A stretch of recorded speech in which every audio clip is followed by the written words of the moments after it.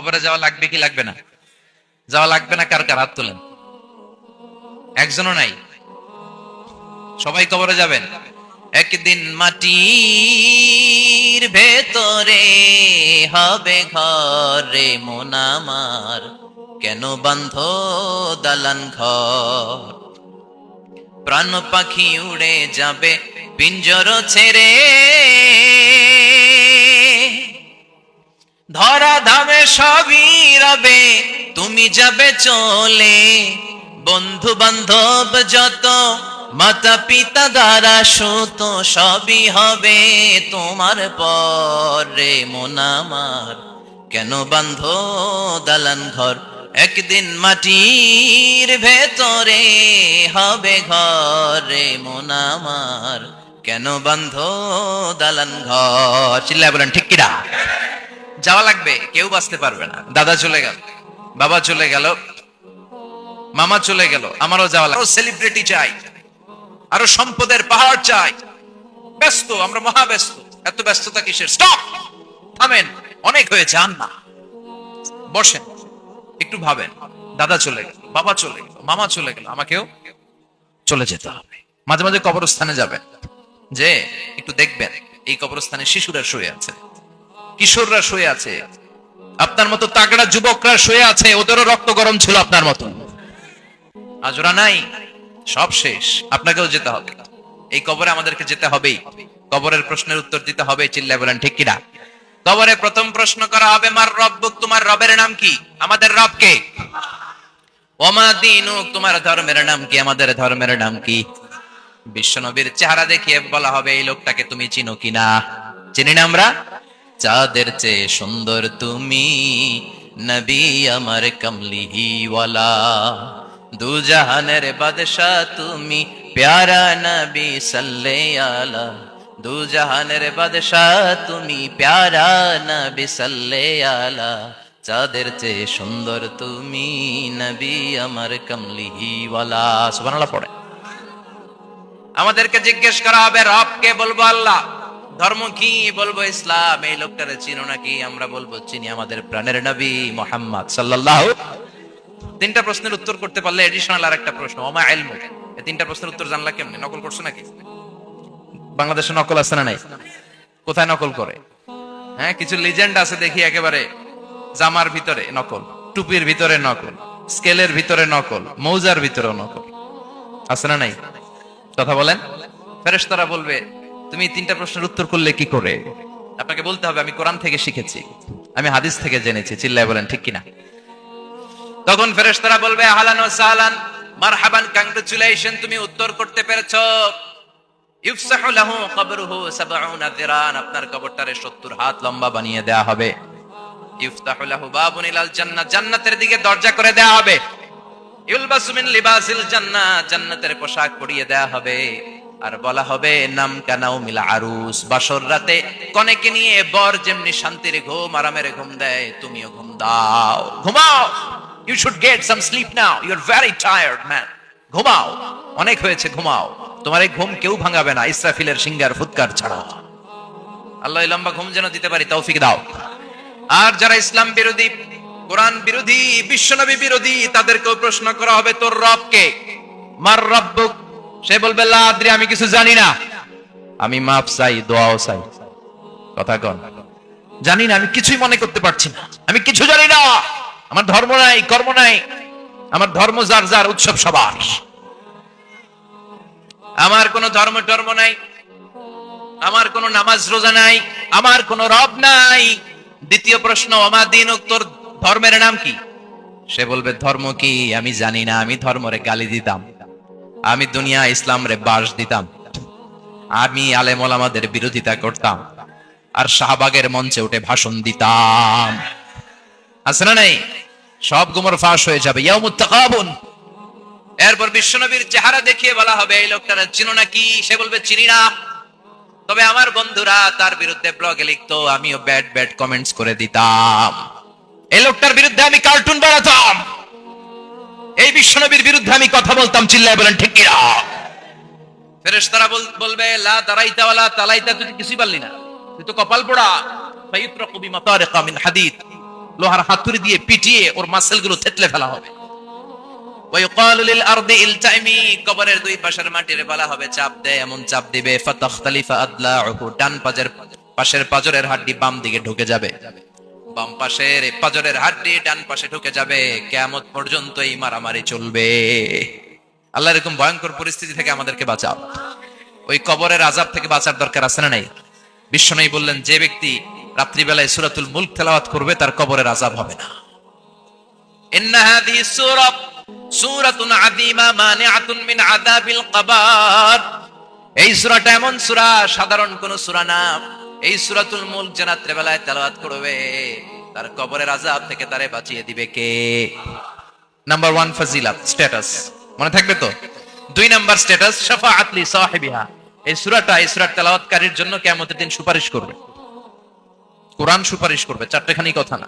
কোরআন যদি আপনার বিরুদ্ধে দাঁড়ায় আপনার জান্নাত ক্যান্সেল, আর কোরআন যদি আপনার ব্যাপারে আল্লাহর কাছে রেকমেন্ডেশন করে জান্নাত আপনার জন্য ওয়াজিব করে দিবে কে? এজন্য বিশ্বনবী বললেন শাফাআত লি সাহিবিহা, কিয়ামতের দিন তেলাওয়াতকারীর জন্য আল্লাহর কাছে সুপারিশ করবে। 2টা গেল। 3 নাম্বার বিশ্বনবী বললেন খাসামাত আন সাহিবিহা। এই সূরাটা কিয়ামতের দিন এই সূরার তেলাওয়াতকারীর পক্ষ নিয়ে আল্লাহর সাথে ঝগড়া করা শুরু করে দিবে। আল্লাহর সাথে ডিবেট করবে, ঝগড়া করবে, যতক্ষণ না হাত্তা আদখালাহুল্লাহুল জান্নাহ। হাদিসের টেক্সট হচ্ছে যে যতক্ষণ না আল্লাহ তাআলা তাকে জান্নাতে না ঢুকায় ততক্ষণ ওই সূরার তেলাওয়াতকারীর পক্ষ নিয়ে আল্লাহর সাথে বিতর্ক, ঝগড়া, তর্ক চলতেই থাকবে। সুবহানাল্লাহ। আরো আসতে বলেন। আবার বিশ্বনবী বললেন মান ক্বারা বিহা ফি লাইলাতিন ফাকাদ আকসারা ওয়া আতওয়াবা।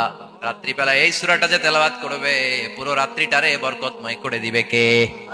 এজন্য বিশ্বনবী আবদার করে, আবেদন করে আমাদের কাছে বলে গিয়েছেন, আমি চাই আমার প্রতিটা উম্মতের হৃদয়ে এই সূরাটা গাঁথা থাক। আমি চাই আমার প্রতিটা উম্মতের সিনার ভিতরে এই সূরার 30টা আয়াত গ্রথিত করা থাক। সুবহানাল্লাহ পড়েন।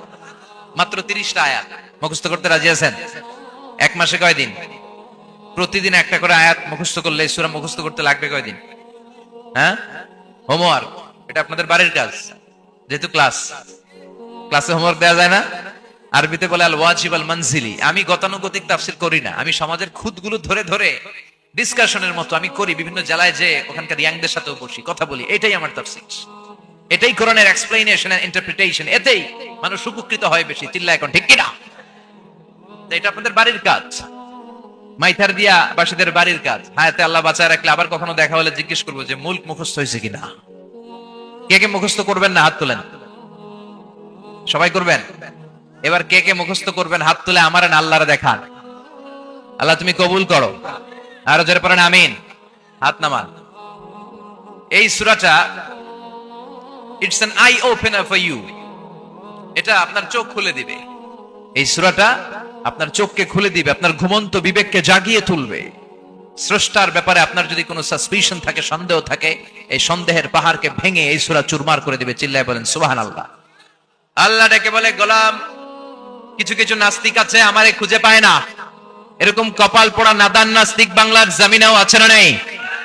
এরা বলে আনসিন ইজ নাথিং, যেটা দেখা যায় না ওইটা মানি না। বলে না, do you see the air in the atmosphere? বাতাসে, বায়ুমণ্ডলে যে বাতাস ঘুরে বেড়ায় এটাকে তুমি দেখো তো মানো কেন? Why do you believe on that? Why do you believe on air? বাতাস বিশ্বাস করস কেন? কপাল পোড়া নাস্তিকরা বাতাস মানে না। কথা কর। Do you see the bad headache someone feel in his head and he is shouting? মাথার ব্যথায়, মাইগ্রেনের পেইনে যখন কেউ চিৎকার করে তার মাথার ব্যথা দেখা যায়। আমার এখন প্রচন্ড মাথা ব্যথা যদি হয় আপনারা দেখতে পাচ্ছেন তো নাস্তিকরা কি মাইগ্রেনের পেইন বিশ্বাস করে না? মাথা ব্যথা বিশ্বাস করে কি করে না? বাতাস বিশ্বাস করে কি করে না? কয় আনসিন ইজ নাথিং, যেটা দেখি না ওটা বিশ্বাস করি না। কপাল পোড়া। আল্লাহ ডেকে বলে, গোলাম আমার সৃষ্টির দিকে তাকা, আকাশের দিকে তাকা, বাতাসের দিকে তাকা, সাগরের দিকে তাকা। সাগরের মধ্যে আমি আল্লাহ আছি না নাই? বিশাল বড় বড় পাহাড়ের দিকে তাকা, ঝর্ণার দিকে তাকা, ঝর্ণার মধ্যে আমি আছি না নাই? ঝর্ণা ঝর্ণা ঝর্ণা রে, বলনা বলনা বলনা রে, কার বিরহে পাগল পাড়া তুই, কার মিলনে ফুল ফসলে ভরা রে তোর দুকুল বই, কার মিলনে ফুল ফসলে ভরা রে তোর দুকুল বই। ঝর্ণা ঝর্ণা ঝর্ণা রে, বলনা বলনা বলনা রে, কার বিরহে পাগল পাড়া তুই। সুবহানাল্লাহ পড়েন। ঝর্ণার দিকে তাকাও, সাগরের দিকে নজর করে দেখো, বিশাল পাহাড়ের দিকে নজর করে তাকাও, ওই পাহাড়ের মধ্যে আল্লাহরে খুঁজে বাবা, চিল্লায় বলেন ঠিক কিনা? এজন্য ইমাম আবু হানিফার হাতে হাত রেখে শাহাদা বাক্য পাঠ করেছে, সুবহানাল্লাহ পড়েন। ঝিনুকের ভেতর লুকিয়ে থাকে যেমন মতি, ঝিনুকের ভেতর লুকিয়ে থাকে যেমন মতি, কালমা শাহাদাতে আছে আল্লাহর জ্যোতি, কালমা শাহাদাতে আছে আল্লাহর জ্যোতি, সুবহানাল্লাহ পড়েন। এই জ্যোতি যার হৃদয়ে একবার টাচ করে তার জন্য জান্নাতকে খুলে দেয় কে? এজন্য এই সূরা পড়লে নাস্তিকরা নাস্তিক থাকবে না। নাস্তিকদের জন্য এখানে আল্লাহ মেডিসিন দিয়েছেন, কিছু ডোজ দিয়েছেন, আলহামদুলিল্লাহ পড়েন। এই সূরা থেকে আমরা কিছু সময় কথা শুনবো, শুনতে রাজি আছেন তো? সূরার নাম চিল্লায় বলেন কি নাম? মুলক। মুলক মানে কি? মুলক মানে রাজত্ব, মুলক মানে ক্ষমতা, মুলক মানে পাওয়ার, মুলক মানে কিংডম, মুলক মানে সভরেন্টি। সুবহানাল্লাহ পড়েন। রব্বুল আলামিন বলেন তাবারাকাল্লাযী বিয়াদিহিল মুলকু ওয়া হুয়া আলা কুল্লি শাইইন কাদির। সুমহান সেই সত্তা যার হাতে ক্ষমতা আর তিনি সব বিষয়ে ক্ষমতাশীল। সুবহানাল্লাহ। তাবারাকাল্লাযী বিয়াদিহিল মুলক, মহামহিম সে সত্তা, সুমহান সে সত্তা, বিয়াদিহিল মুলকু যার হাতে ক্ষমতা। ক্ষমতা কার হাতে? চিৎকার করে বলতে হবে, কার হাতে?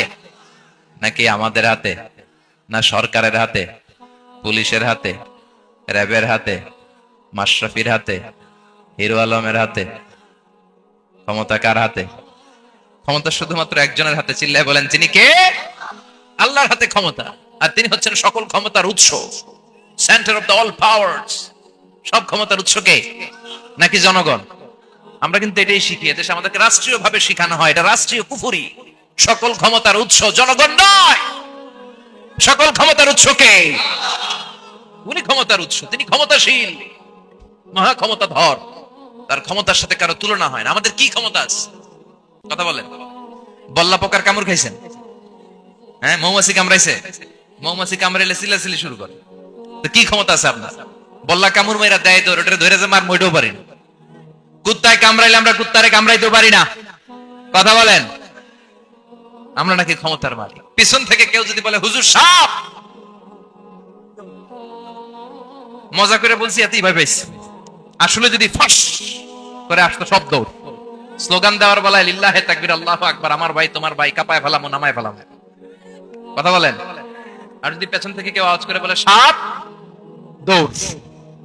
আপনারা কি দৌড় দিবেন? আমরা এদিক দিয়ে দৌড় দিব। কথা কন। চাচা আপন প্রাণ জীবন বাঁচানোর জন্য ভয়ে পাগল। সাপ লাগবে না, ভাও ব্যাংক চিনেন? মাইথার দিয়ে নাই বোধহয়, আছে আছে। কি করে? খালি লাফায়। 10টা ভাও ব্যাংক যদি ছেড়ে দেওয়া হয়, স্টেজে 2টা আর বাকি 8টা এদিকে, ভাও ব্যাংক আর কি লাভ দিবে? এরসে লাফালাফি শুরু করবো আমরা। কথা বলেন। আর আমরা দাবি করি আমরা ক্ষমতার উৎস। কোন ক্ষমতা নাই। একবার ডায়রিয়া হলে 3বার টয়লেটে গেলে আর চেহারার দিকে তাকানো যায় না। কারে মাফ করে দে, আই মরে যাইও, আই হাইতান ন, আছে না নাই? তো পারবেন না কেন? আপনি না ক্ষমতার উৎস, আপনি না ক্ষমতার উৎস। আরে আপনার তো কোনোই ক্ষমতা নাই। খুলিকাল ইনসানু দাঈফা, মানুষকে দুর্বল থেকে দুর্বল করে তৈরি করেছে কে? এজন্য রাব্বুল আলামিন বলেন তাবারাকাল্লাযী বিয়াদিহিল মুলকু ওয়া হুয়া আলা কুল্লি শাইইন কাদির। সুমহান সেই সত্তা যার হাতে ক্ষমতা। চিল্লায় বলেন ক্ষমতা কার হাতে? আমাদের হাতে কোনো ক্ষমতা নাই। আমরা হলাম দুর্বল। আমরা কি? দুর্বলের ঘরের দুর্বল। আমরা যখন জন্মেছিলাম দুর্বল। আমার ছোট্ট একটা মেয়ে আছে, আমি অবাক হয়ে থাকি যে আমিও তাইলে ছোটবেলায় এরকম ছিলাম, না খাওয়ালে খেতে পারে না, পেশাব পায়খানা করে, ঘর নষ্ট করে, বমি করে, দাঁড়াতে পারে না, শুইতে পারে না, লালা পড়তে থাকে, ক্লিন করতে হয়, সব সময় তাকে আল্লাহর আদেশে দেহে ঢুকে, আল্লাহর আদেশে বের হয়ে যায়, ঠিক কিনা? এই যে ছোট্ট বাচ্চাটা দেহের ভিতরে যে রুহ ঢুকলো, কে দিল? 120 দিনের আগে মানব শিশুর দেহের ভিতরে কিন্তু রুহের ফুৎকার হয় না। সহিহ বুখারীর বর্ণনা 40 40 40, 340 কত? কথা বলেন। প্রথম 40 থাকে নুতফা, তারপরের 40 হয় আলাকা, তারপরের 40 হয় মুদগা, sperm drop, blood clot, and then the little flesh. ছোট্ট নাপাক পানি ছিলাম, শুক্রাণু ছিলাম আমরা। কি ছিলাম? শুক্রও ছিলাম না, শুক্রাণু, শুক্রের অণু। এক ফোঁটা শুক্রের মধ্যে 20 কোটি অণু থাকে। ওই 20 কোটির একটা ছিলাম আমি আর আপনি। সুবহানাল্লাহ, বাড়িতে গিয়ে বললেন। ডিম্ব আমরা ছিলাম না, আমরা ছিলাম ডিম্বাণু। ডিম্বের এই ডিম্বাণু আর শুক্রাণু দুইটা মিলে আল্লাহ আমাদেরকে বানায় ফেললেন জাইগট, সেখান থেকে এমব্রয়ো, তারপরে আস্তে আস্তে ইনিশিয়াল স্টেজ গুলো শেষে একটার পর একটা স্টেজ পার করে তিনি আমাদেরকে বানালেন আলাকা, সেখান থেকে মুদগা, আমাদের দেহের ভেতরে তিনি স্কেলিটন ভরে দিলেন, কঙ্কাল, মাথার স্কাল দিলেন, খুলি দিলেন, নাক কান গলা দিলেন, আমার রেসপিরেটরি সিস্টেম চালু করে দিলেন। কত ছোট ছিলাম আমি, ক্ষুদ্র ছিলাম আমি। فلينظر الإنسان مما خلق خلق من ماء دافق মানুষের উচিত তার সৃষ্টি প্রক্রিয়ার দিকে নজর করে তাকানো। বাবার পিঠ থেকে সবেগে নির্গত হওয়া পানি দিয়ে মায়ের পেটে তোমারে ঢুকায় দিল কে? নাপাক পানি থেকে ছোট্ট ব্যাঙ্গাচির মতো ছিলাম, জোকের মতো মায়ের জরায়ুর দেয়ালে লেগেছিলাম। সেখান থেকে বড় করতে করতে আমার রেসপিরেটরি সিস্টেম, আমার হেয়ারিং সিস্টেম, আমার সব সিস্টেম গুলো তিনি আমার দেহের ভিতরে সেট করে দিল। চিল্লায় কোন সুবহানাল্লাহ। 120 দিনের সার্টেন পিরিয়ড শেষে তিনি দেহের ভিতরে রুহের ফুৎকার দিলেন। দেয়া মাত্রই আমার রুহুতে ধপ ধপ ধপ শুরু হয়ে গেছে। ওই যে ধপ ধপ শুরু হয়েছে, আজও থামে নাই। এই ধপ ধপ থামলে বাঁচবেন, দম ফুরাইলে আমরা ঠুস হয়ে যাবো, ঠিক কিনা? আরে মানুষ রঙিন ফানুষ, দম ফুরাইলে তবু তো ভাই কারোরই নাই একটুখানি। আরে মানুষ রঙিন ফানুষ, রঙিন ফানুষ, আইরে মানুষ। সুবহানাল্লাহ বলেন। সে আল্লাহ বললেন, গোলাম, জীবন আর মরণের মাঝখানে আমি তৈরি করেছি রুহু। পৃথিবীর বিজ্ঞানীরা সব বানাতে পারে, কম্পিউটার বানাতে পারে, প্লেন বানাতে পারে, হেলিকপ্টার বানাতে পারে, রকেট বানাতে পারে, কিন্তু গোটা বিশ্বের সব বিজ্ঞানীরা মিলে কি রুহু বানাতে পারে নাকি? কথা বলেন। গত বছর সোফিয়া নামে একটা রোবট আসছিল না? কথা কন। ওটা মাথা উঁচু করে নিচু করে কথা বলতে চায়, মানুষের মতো হতে চায়। আসলে কি মানুষ? ওটার মধ্যে কি রুহু আছে? রুহু বানাইতে পারবে কেউ? এই রুহু নিয়ে যে কত গবেষণা, মুমূর্ষ রোগীদের উপর গবেষণা চালিয়েছে অনেক। বুলেট প্রুফ গ্লাসের ভিতরে মুমূর্ষ রোগীকে রেখে রেখে তারা চেক করতে চেয়েছে আমেরিকান বিজ্ঞানীরা যে রুহু কোন দিক দিয়ে বের হয়। তারা ওজন করে দেখে, মানুষ মরে গেলে কোন লাশের ওজন বেড়ে যায়, কোন লাশের ওজন কমে যায়। যেটাতে কমে গেছে 2 কেজি কমে যায়, তার অবাক। কিরে, আগে ছিল 80 কেজি, এখন হচ্ছে 78 কেজি, তার মানে 2 কেজি নাই। এটাই রুহু। এটাই কি? এটা হচ্ছে গবেষণার ধাপ। অনেকগুলো মডিউল তারা আনে, অনেক মুমূর্ষ রোগীকে গ্লাস ফিটিং করা, ইন্টেনসিভ কেয়ারে রেখে তারা অবজার্ভ করে, আর অক্সিজেন মাস্ক খুলে দিয়ে তারা দেখে যে লোকটা ছটফট করে কিভাবে মরে। মরার আগে ওজন মাপ ছিল 80 কেজি, মরে গেছে পরে আবার ওজন দিয়ে দেখে 78 কেজি। কমছে কয় কেজি? বিজ্ঞানে কয় পাইছি। সবাই কয় কি পাইছো? কয় রুহু। কই পাইলেন? কয় আগে 80, এখন 78, 2 কেজি। রুহুর ওজন কয় কেজি? তো বিজ্ঞানীদের সিস্টেম হচ্ছে যে কোনো একটা বিষয়ের উপর গবেষণা চালালে তারা পূর্ণাঙ্গ ডিসিশনে পৌঁছতে পারে না। They couldn't jump to the final conclusion just on one module, based on one module they cannot do it. তাদের অনেকগুলো মডিউল আনতাম। তারা আবার নমুনা আনলো আরেকটা। মুমূর্ষ রোগী, অক্সিজেন চেম্বার লাগানো, মাস্ক লাগানো, এটা খুলে ফেললে মরে যাবে। বুলেট প্রুফ করা গ্লাসের ভিতরে ঢুকিয়ে এটার ওজন মাপ, এটার ওজন 60 কেজি। এবার মাস্ক খোল, মাস্ক খুলছে, ছটফট ছটফট করে এটা শেষ। এবার মাপ দেখ, এবার মাইপা দেখা গেছে 63 কেজি। কয় কেজি বাড়ছে? এক একটার এক এক সিস্টেম হইতেছে, কোনটা কমে, কোনটা বাড়ে, কোনটা কিচ্ছু হয় না। সবাই কয় তাইলে আপনি রুহু পাইলেন কই? আগেরটা কম ছিল, মনে করছিলেন 2 কেজি কমছে, ওইটাই রুহু, এখন 3 কেজি বাইরে গেছে, মিলাইবেন কি দিয়া? কথা কন। আল্লাহ ডেকে বলে, গোলাম, কিয়ামত পর্যন্ত একটার পর একটা মুমূর্ষ রোগীকে বুলেট প্রুফ গ্লাসের ভেতরে ঢুকাতে পারবি, গবেষণা করতে পারবি, মাগার রুহু খুঁজে পাবি না। চিল্লায় বলেন ঠিক কিনা? কারণ এই রুহুর মালিক কে? সে আল্লাহ বললেন, আল্লাযী খালাকাল মাউতা ওয়াল হায়াতা লিয়াবলুয়াকুম আইয়ুকুম আহসানু আমালা। জীবন আর মৃত্যু বানালাম তোমাদেরকে পরীক্ষা করার জন্য। পরীক্ষা আছে না নাই? গোটা দুনিয়াটাই পরীক্ষা। আল্লাহ যারে পছন্দ করে বেশি তার পরীক্ষাও। আশাদ্দুন নাসি বালাআন আল আম্বিয়া। এই পৃথিবীতে আল্লাহ সবচেয়ে বেশি বালা মুসিবত দিয়ে পরীক্ষা করেছেন নবীদের। কারণ নবীরা আল্লাহর কাছে কম প্রিয় না বেশি প্রিয়? যেহেতু প্রিয় বেশি, পরীক্ষাও। এজন্য মুমিনের উপর যদি পরীক্ষা আসে, মুমিনের উপর যদি অত্যাচার আসে, মুমিনের উপর যদি ধৈর্যের পরীক্ষা আসে, জেল জরিমানা আসে, মুমিন ওইটারে ভয় পায় না। মুমিন ভয় পায় একজনকে। চিল্লায় বলেন তিনি কে? কারণ আল্লাহর ঘোষণা, ওয়ালা তাহিনু ওয়ালা তাহজানু। ঘোষণাটা কার? ভয় নাই, তোদের চিন্তা নাই। আনতুমুল আ'লাউনা ইন কুনতুম মুমিনিন। তোমরাই বিজয়ী হবা যদি মুমিন হও। যদি মুমিন হও, এজন্য ধৈর্যের পরীক্ষা দিতে হবে, আল্লাহর উপর তাওয়াক্কুল করতে হবে, অত্যাচার আর জুলুম আল্লাহর নামে সহ্য করে যেতে হবে। চিল্লায় বলেন ঠিক কি না? কারণ মুসলিমের সাথে আল্লাহ থাকে। মুসলিমের বদদুয়াকে বিশ্বনবী ভয় করতে বলেছেন, কারণ মুসলিমের বদদুয়ার মাঝে আর আল্লাহর মাঝে পর্দা থাকে। যারা দুনিয়ার বুকে জুলুম করে তাদেরকে ক্ষমতার মসনদ থেকে নামিয়ে দেয় কে? আর যারা মজলুম হয়, যাদের রক্ত দিয়ে জমিন ভেজে, তাদেরকে জমিনের ক্ষমতা দিয়ে দেয় কে? আর যারা রক্ত ঝরায়, ইতিহাস বলে তারা শেষ পর্যন্ত প্রাণ আর জান নিয়ে পালাবার জায়গাটা পায় না। চিল্লায় বলেন ঠিক কি না? এজন্য মুমিন খুব ভালো করে জানে, রাত্রি যত গভীর হয়, সুবহে সাদিকের সময় কাছে আসতে থাকে। গর্ভবতী নারীর পেটের জ্বালা যন্ত্রণা, ব্যথার পেইন যত বাড়ে, নতুন মেহমান আগমনের সময় কাছে আসতে থাকে।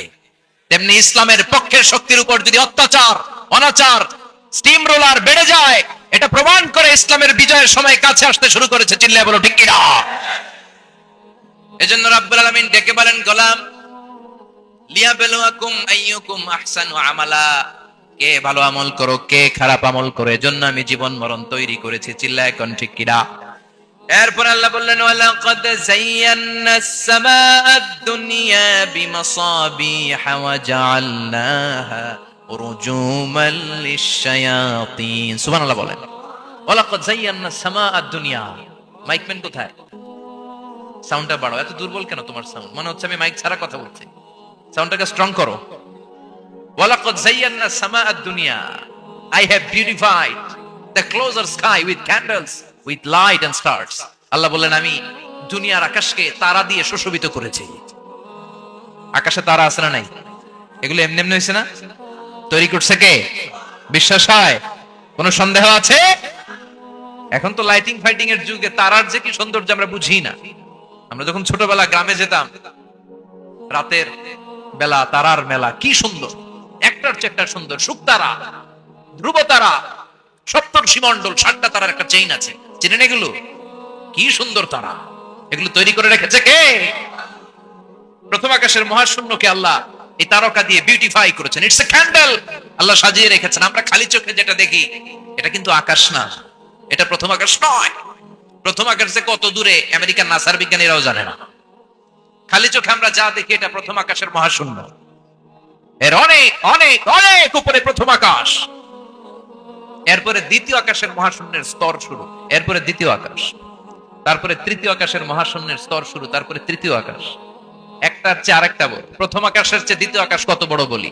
আপনার হাতের আংটিটা যদি সাহারা মরুভূমিতে আপনি ছুঁড়ে ফেলে দেন, পুরো মরুভূমির তুলনায় আংটি যত ছোট, আল্লাহর দ্বিতীয় আসমানের তুলনায় আল্লাহর প্রথম আসমানটা ঠিক তত ছোট। একটার চেয়ে একটা বড়, একটার চেয়ে একটা। সূর্য দেখে আমরা অবাক হয়ে যাই, 9,30,00,000 মাইল দূরে। এই পৃথিবীর চেয়ে 13 লক্ষ গুণ বড়। এটার সানশাইন, আলো আসতে পৃথিবীতে 8 মিনিট 18 সেকেন্ড লেগে যায়। আমরা মনে করছি সূর্যই বড়। আমরা বসে আছি মাইথার দিয়াতে, তাই না? এই জায়গাটার নাম কি? মাইথার দিয়া কি খালি এতটুকু প্যান্ডেলের সমান?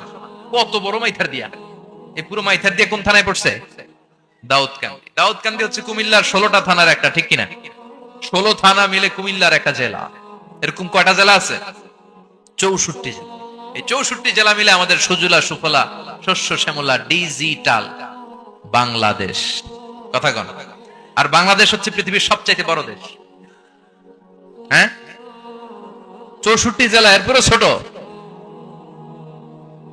যাদের অ্যাটলাস ম্যাপ নিয়ে যাদের ধারণা আছে, তারা দেখবেন বাংলাদেশ এই শব্দটা লেখার জায়গাও আমরা পাই না।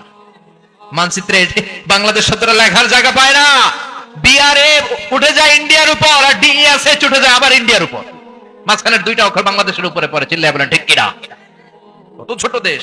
পাশের ইন্ডিয়া 20-25 গুণ বড়। ইউরোপ আমেরিকার অনেক দেশ আছে, আমেরিকায় বাংলাদেশের চেয়ে 100 গুণ বড়। কানাডা কয়েকশো গুণ বড়, রাশিয়া কয়েকশো গুণ বড়। এরকম প্রায় 200 দেশ নিয়ে পৃথিবীর স্থলভাগ, আর 70% হচ্ছে শুধু পানি। এই সব মিলে আমাদের এই পৃথিবী। আর এত বড় পৃথিবীর চেয়েও নাকি সূর্য 13 লক্ষ গুণ বড়।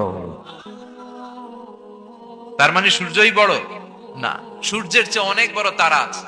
সূর্যের পরে পৃথিবীর সবচেয়ে কাছের যে তারা বা স্টার, ওটার নাম হচ্ছে প্রক্সিমা সেন্ট্রাই। নাম কি? প্রক্সিমা সেন্ট্রাই। এরপরে আলফা সেন্ট্রাই এ, আলফা সেন্ট্রাই বি, ইটা ক্যারিনা, ব্যাটেলজিউস, এরকম একটার পর একটা তারা। যেই সূর্য পৃথিবীর চেয়ে 13 লক্ষ গুণ বড়। ব্যাটেল জিউস নামে একটা তারা আছে, ওটা সূর্যের চেয়ে 33 কোটি গুণ বড়। তার মানে কি ব্যাটেল জিউসই সবচেয়ে বড় না? ছোট্ট একটা তারা। এই ব্যাটেল জিউসকে খেয়ে ফেলাইতে পারে এরকম হাজার কোটি গুণ বড় সাইজের তারা আছে না নাই? এরকম কয়েক বিলিয়ন তারা নিয়ে আমাদের গ্যালাক্সি গঠিত। আমাদের গ্যালাক্সি, এটার নাম মিল্কি ওয়ে। এটার নাম কি? আমাদের গ্যালাক্সি। এই গ্যালাক্সিতে আমাদের অবস্থান। এরকম কত হাজার কোটি গ্যালাক্সি আছে আমেরিকার নাসার বিজ্ঞানীরাও জানে না।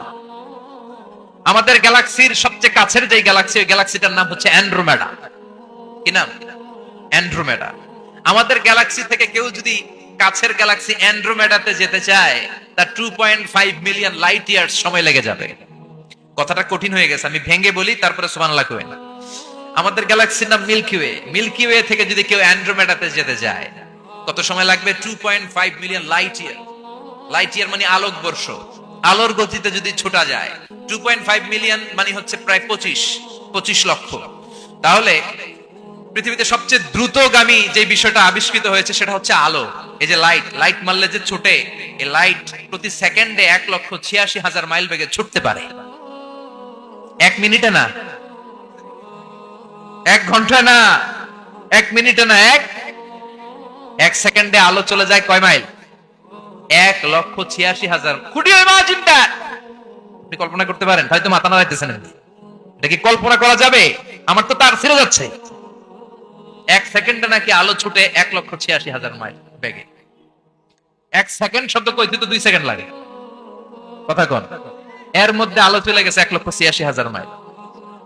তো কোন রকেট যদি আপনি পান, যে রকেট দিয়ে সেকেন্ডে 1,86,000 মাইল বেগে রকেটটা ছুটবে প্রতি সেকেন্ডে, খেয়াল করেন, ঘন্টায় না, মিনিটে না, কিসে? সেকেন্ডে। যে রকেটটা সেকেন্ডে 1,86,000 মাইল বেগে ছুটবে, ওই রকেটটা দিয়ে আমাদের গ্যালাক্সি থেকে আমাদের পাশের গ্যালাক্সি অ্যান্ড্রোমেডাতে পৌঁছতে আপনার 25 লক্ষ বছর লেগে যাবে। সুবহানাল্লাহ বাড়িতে গিয়ে বললেন। এরকম বিশাল বিশাল তারা দিয়ে আমাদের আকাশটারে বিউটিফাই করেছে কে? এজন্য আল্লাহ বললেন, ওয়ালাকাদ যায়্যানাস সামাআদ দুনিয়া বিমাসাবিহা ওয়া জাআলনাহা রুজুমান লিশ-শায়াতিন। আমি এই দুনিয়ার আকাশটারে সুন্দর সুন্দর তারকারাজি লাইটের মতো সেটিং করে সুশোভিত করেছি। আবার এই তারকা দিয়ে আমি শয়তানদেরকে প্রহার করেছি। সুবহানাল্লাহ। শয়তানদেরকে আল্লাহ তারা মেরে আঘাত করে। সুবহানাল্লাহ বলেন। এরপরে এই সূরার প্রথম রুকুর শেষে আল্লাহ বললেন, ওয়াসিররু কাওলাকুম আও ইজহারু বিহি ইন্নাহু আলিমুম বিযাতিস সুদূর আলা ইয়ালামু মান খালাকা ওয়া হুয়াল লাতীফুল খাবীর। আল্লাহ বললেন, ওয়াসিররু কাওলাকুম, তোমরা যদি গোপনে কথা বলো, আও ইজহারু বিহি, কিংবা স্পষ্ট করে বলো, সব শুনে কে? আপনি যেমনি বলেন শুনবে কে? বলেনই নাই, শুধু মনে মনে ভাবছেন, শুনবে কে? সুবহানাল্লাহ কইবেন না? সাত আকাশের উপরে, আরশের উপরে তার অবস্থান, সাত জমিনের নিচে কোন গোপনতম প্রকোষ্ঠে, কোন ছোট্ট বাক্সের ভেতরে যদি কোনো পিঁপড়া, পিপিলিকা নীরবে হেঁটে যায়, আল্লাহ বলে আমি ওই পিঁপড়ার হেঁটে চলার পায়ের আওয়াজটাও শুনতে পাই। এজন্য কেউ যেটা শোনে না, শুনে কে?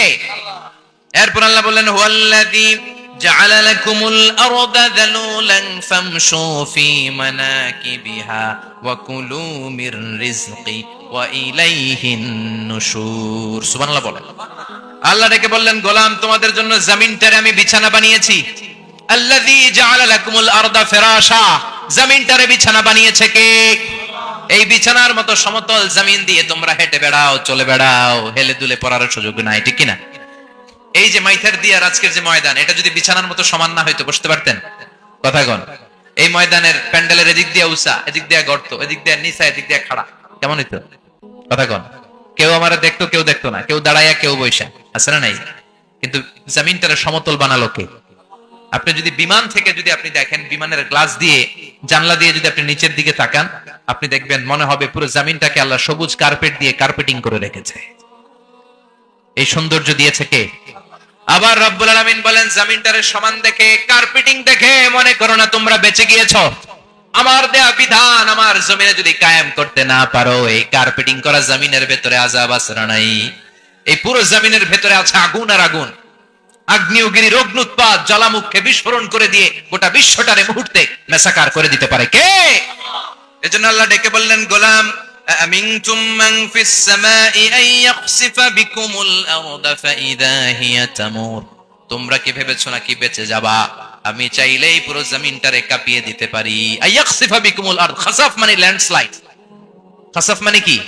ল্যান্ডস্লাইড, ভূমিধস, ভূকম্পন, আর্থকোয়েক আছে না নাই? বাংলাদেশে তো ভূমিকম্প হয় না, না? টের পাইছেন? মাঝে মাঝে মাঝরাতে হয় না? 3টার দিকে নিজেই দৌড় দিব না বাচ্চারা লইয়া দৌড় দিব, লুঙ্গি পইরা দৌড় দিব না লুঙ্গি ছাড়া দৌড়াম, কথা কর।